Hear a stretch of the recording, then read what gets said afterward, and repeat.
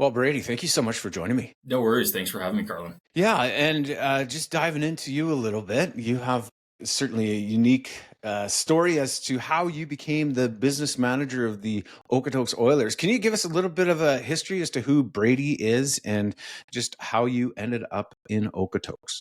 Yeah, so I started playing hockey, I think when I was like 4 years old, like every other Canadian kid does.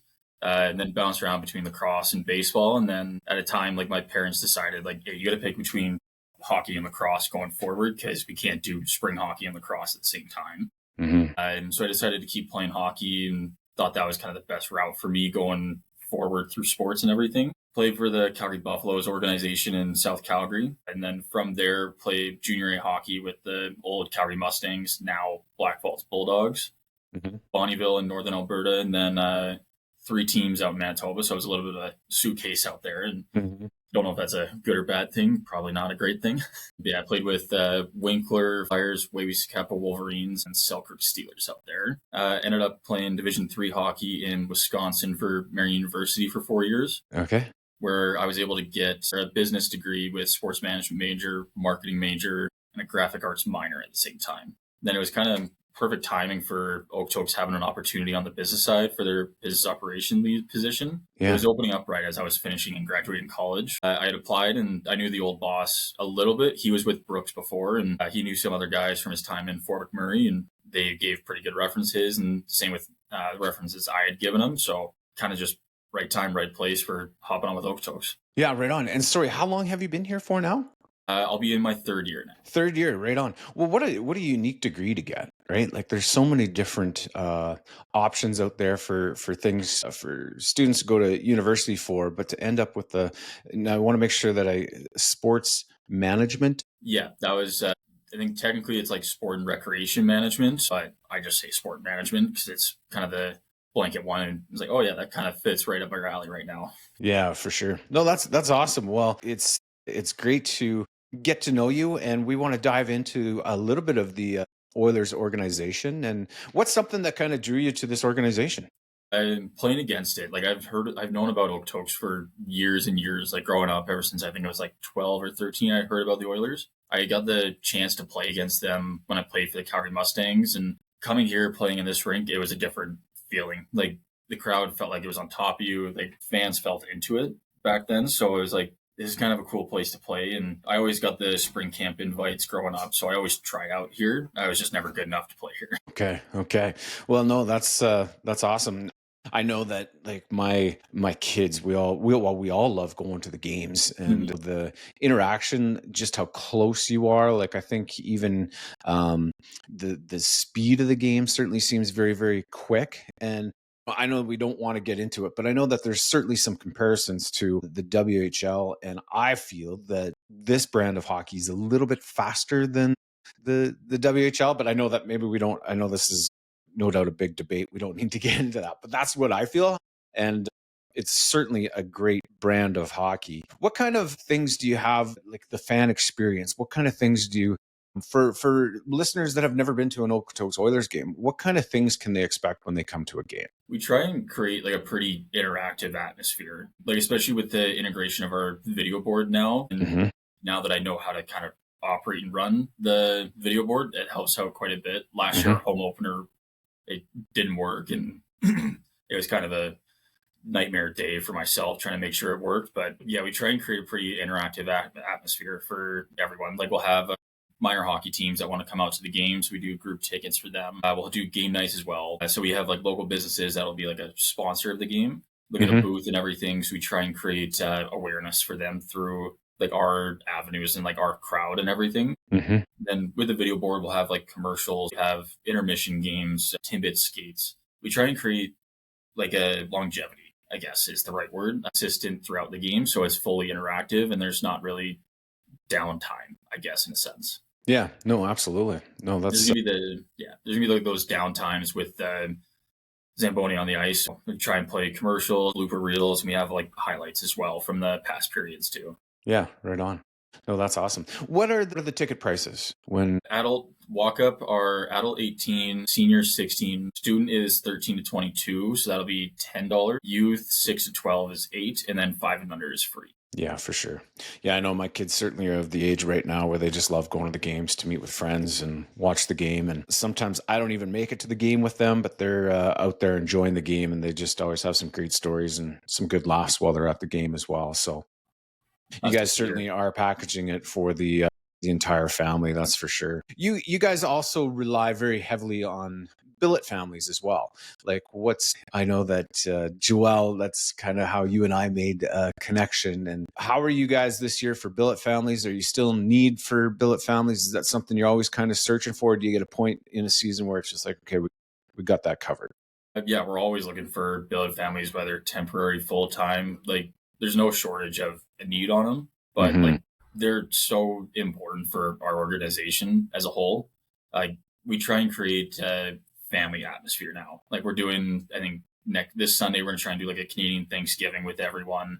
In the future, do like other stuff, but try and do like monthly things for them. And then Ryan and myself will talk with them at our games every chance we get to see them. Like, we kind of run around with chickens, like our head cut off sometimes with different things going wrong. But Yeah. yeah, we always try and make sure they're appreciated. And especially with that one, like we do our billet appreciation night last year is a huge success. Like, that was one of the big things. Ever since our new billet coordinator, Sheena, she came in, it's kind of turned around a little bit for trying to get the billet families more involved as well. Right. Right. No, that's awesome. So, Brady, as a business manager, what falls under your umbrella at the Okotoks Oilers?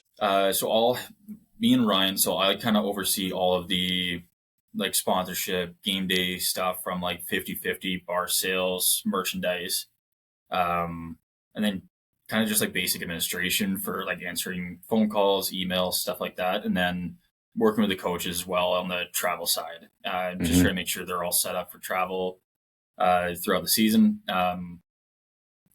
Kind of the gist of it, but I'm probably missing quite a bit. Yeah, no, for sure. I know I wear a lot of hats. Yeah, for sure. You certainly do a lot. Brady, I'm wondering if you can just talk about it. I think it was 2 years ago that the Okotoks Oilers were in the AJHL, and then kind of it seemed like it was almost towards the end of the season, or maybe halfway towards the end of the season, they switched and they went to the BCJHL. What transpired with that? And I guess in the long run, how has the Oilers benefited from this move? Yeah, that was my first year of the team. So definitely a lot was going on. Like, we had been awarded Centennial Cup for 2025. So this past year we were supposed to be hosting it, but it all kind of transpired. Like, there is a rumor out there that we were officially and like for sure leaving for BCHL from AJ, even though that wasn't the case. But once rumor got out there, we kept having game after game after game canceled with kind of no reason behind it. So BCHL saw what was going on, and like our players are the one who were most affected by it, and especially our 20-year-olds Hmm. who didn't have a place to play next year. And it came to the point where from middle of January to beginning of March, we'd only play 2 games like the rest of the time that the Mm. guys were here for. So BCHL kind of saw what was happening with AJHL kind of canceling all the games on us. And it's like, all right, like maybe we can actually talk now about how we can get you guys playing again. And I Hmm. wasn't a part of the decision making process. It was 5 teams who were all a part of it, and like board of directors for us and Tyler Dice, and they were kind of the huge factors in deciding like what to do next. And one of the most important things was seeing like getting our guys playing again, and worked with BCHL on that and kind of hopped on there and under their umbrella for the remainder of the season and played against the other Alberta teams. And even from that point, like the play got faster and the games got more exciting from what I Hmm. could tell, at least when I'm able to watch the games. Hmm. And that's kind of my 2 cents on it. But yeah, I think it was most importantly just trying to get our guys playing again, and kind of seeing where BCHL was going was a huge factor. Like, they had some very good teams. They were one of the top, and still are one of the top producing college commitment leagues in the nation. I think Hmm. the year we joined, there was just under 300 or 292 players that were committed to Division One for moving on to the next level. Okay, that's awesome. So this move certainly has benefited the Okotoks Oilers, the players. The travel radius is a little bit bigger now for them, isn't it? That's because Yeah. they're going. Are they going as far as Prince George? Yeah. So we went to Prince George last week. That'll be one of our further trips this season. Yeah. Next week, we'll head out to Abbotsford and Surrey. Surrey will be a regular season game. And then we'll have 2 games in Abbotsford against Chilliwack, and the first time we're ever playing a Vancouver Island team in Nanaimo. So that'll be kind of a cool little thing to have a first look at how they are and everything. But yeah, Right. those will kind of be our furthest travel, is Vancouver this year and Prince George as well. Right. And some of those aren't regular season games. Some of those games are just exhibition games. They're regular season games, but they're considered our showcase games. So it's Okay. one central location where all 20 teams come to. Yes. Scouts will come from college and professional, attend the showcase for the 4 days, I believe, in Abbotsford. Right. And it'll be pretty cool if we're playing the Abbotsford Canucks rink as well. So Yeah. definitely a bigger venue than Yeah. some of the ones we get to play in, and cool experience for the players. Yeah, that's awesome. How has this new move by, I don't know, is it the NCAA that kind of created it, that they're kind of opening things up to Canadian junior hockey players as well, WHL and BC Junior Hockey League as well? Like, is that, they've kind of opened up the floodgates for that? How will that impact the Okotoks Oilers? It'll be interesting to see. It'll take about, like, I think 2 to 3 years to kind of figure out kind of where everything's going. Like, NCAA opened it up, so they removed the amateurism status rule. So if you had been paid to play, you can play now. So WHL, OHL, and QMJHL players can now commit to play Division One. And it's getting interesting now because U Sports players from University of Alberta, University of Calgary, Mount Royal, they can go play NCAA Division One. Same with a few like guys who played ECHL games last year, played pro hockey. They're now committing to play Division One. So it's interesting to see how it's all going to shape out. And it's kind of just the first little bit of it, but Yeah. it's going to be interesting to kind of see how it all plays out. Yeah, absolutely. And certainly, the brand of hockey is so exciting. It's, you just see these kids out there working their butts off because they night after night have to prove themselves. Sometimes you go to an NHL game and it's just like, you're not seeing that same kind of passion early on in the season versus, obviously things change a little bit towards the end. I always remember watching like teams like Pittsburgh Penguins with Mario or even Washington Capitals, just the way that they'd get out there and they'd play 1 or 2 periods, they'd dog it, and then the third period they decide, let's go out and win it, and they would, right? But when you're watching the junior hockey, and I equate it to even the Wrangler type of hockey too, just where these kids are out there, they're working their butts off, they're proving themselves night after night. Just it's so, I believe that that's a big part of why the hockey is so exciting. So can you remind us what other Alberta teams have joined the BCJ? Beside us, it'll be Brooks Bandits, Black Falls Bulldogs, Spruce Grove Saints, and Sherwood Park Crusaders. Okay. And it's kind of like with Penticton leaving for the WHL, they created a Alberta only division. So we'll play the Alberta teams the most this year. Yeah. So we'll play them 7 times each. So we just see Brooks a lot more like we have in the past. So yeah, it should be good though, especially with all the Alberta teams. Yeah, for sure. How do you figure, I know it's super early on in the season, but how do you figure you're going to fit in with the rest of the teams? Are you striking for first place? Are you going to fight for first, or is it going to be middle of the pack? Or tough to say, I know. It's tough to say. Like the Alberta teams this year, like everyone got better. Like it helps us. Like we have quite a few returning guys from last year to help build around. Yeah. Year before, we only had 5 coming back because a lot of them went to Division One. So this year is going to be a different year, I believe, with having a lot of guys coming back, and especially our leadership core with Brett Wilson as captain, Ryder Denies, Hunter Saka, Jacob Gaudreau. A few of those guys have been here for a number of years now, so they know the program and kind of what to expect as the expectation too. Yeah, right on. How do you feel that the community of Okotoks and the region of the foothills have supported the Okotoks Oilers? Last year, like each year, we've kept growing and growing in average attendance. Like last year, we finally hit in the thousands for the first time in franchise history for attendance. Awesome. So that was a cool little thing to have. And I think it's going to be good. Like right now, people still want to be outside. I get that. Like it's still kind of nice out. It's not dreary yet or anything. So it's going to be harder to bring people in, especially on the weekends too, especially with OMHA trials still going on or just finishing up this week. There's a lot of stuff going on. So throughout the year, we expect to have more and more coming in. And yeah, we're excited to have and bring everyone in so they can kind of see what we have to offer too. Yeah.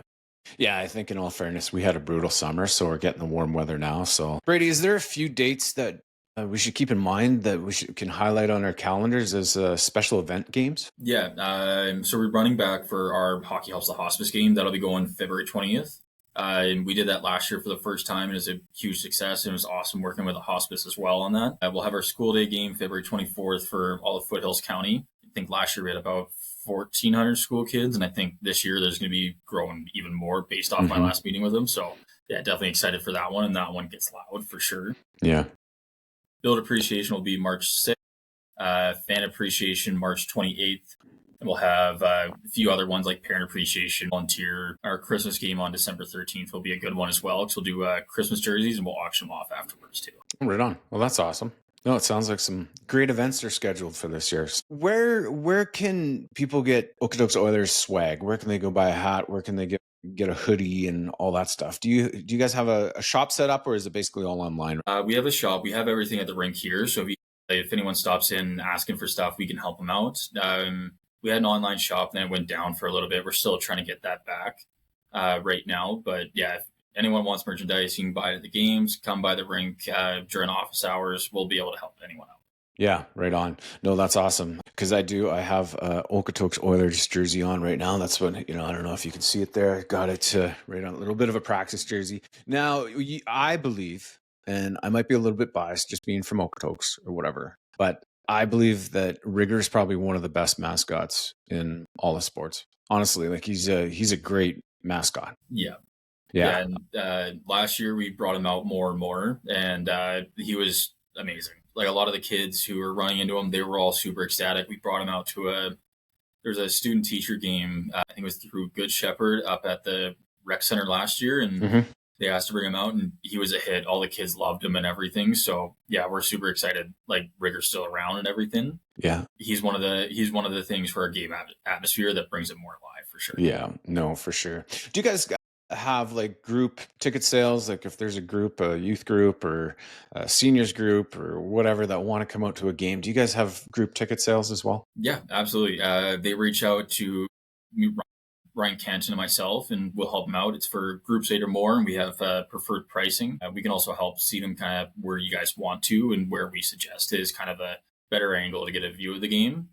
So yeah, we definitely offer the group tickets, and it's something that we're trying to push as well. Yeah, for sure.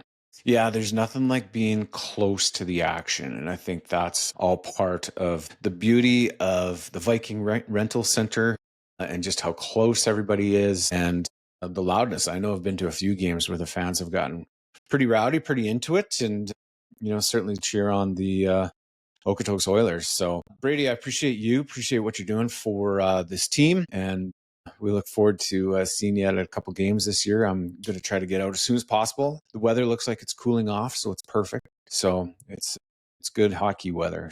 Yeah, it's helping out for cooling off. And I know you get to sit in a cold rink, but it's cold outside. But maybe you can enjoy a coffee or a beer from Rink Stop. Yeah, no, absolutely. No, and that rink is one of the warmer rinks in town. Yeah. I've sat in them all, and that one is always nice when we get to play there, which isn't that often. So, Brady, I appreciate you. Thank you very much, and go Oilers, go! Awesome. Thank you very, very much, Carlin. Go Oilers, go! Take care.